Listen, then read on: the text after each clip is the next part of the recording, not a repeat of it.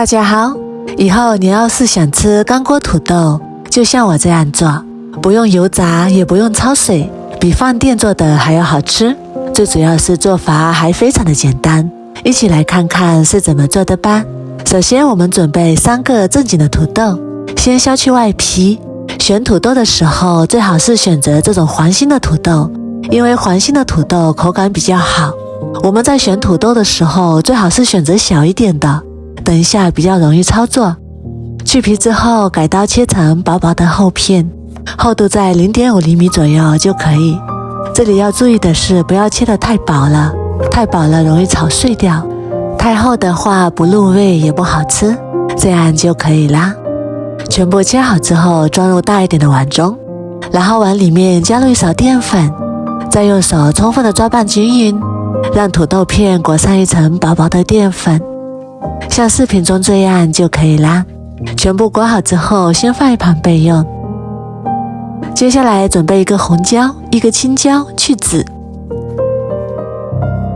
去籽之后先对半切开，然后再改刀切成小块。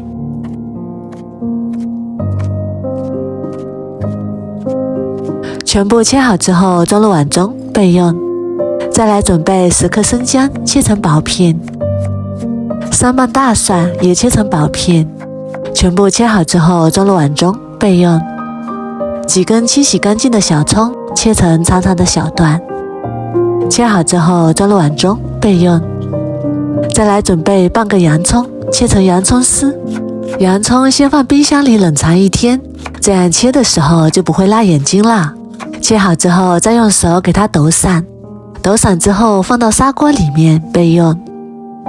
再来准备2块钱的五花肉，改刀切成厚厚的薄片，切好之后装入碗中备用。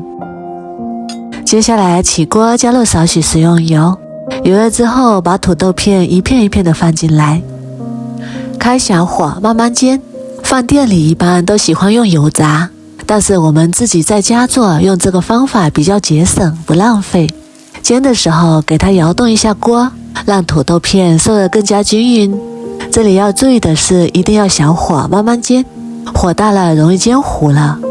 煎至一面金黄之后再给它翻一面，把2面都煎至金黄，像这样看起来金黄金黄的就可以啦。然后把它夹出来装入碗中备用。剩下的土豆也用同样的方法把它煎至2面金黄，然后再把煎土豆的油给它倒入洋葱里面，然后起锅再加入少许食用油，油热之后把五花肉加进来，小火炒出香味，炒出五花肉多余的油脂，炒至五花肉微微花黄，然后加入生姜、大蒜、干辣椒，炒出香味。炒香之后加入一勺豆瓣酱，翻炒出红油，炒出香味。炒香之后加入一勺蚝油，再加入一勺生抽，继续翻炒均匀，炒出香味。炒匀之后再把煎好的土豆加进来，翻炒均匀，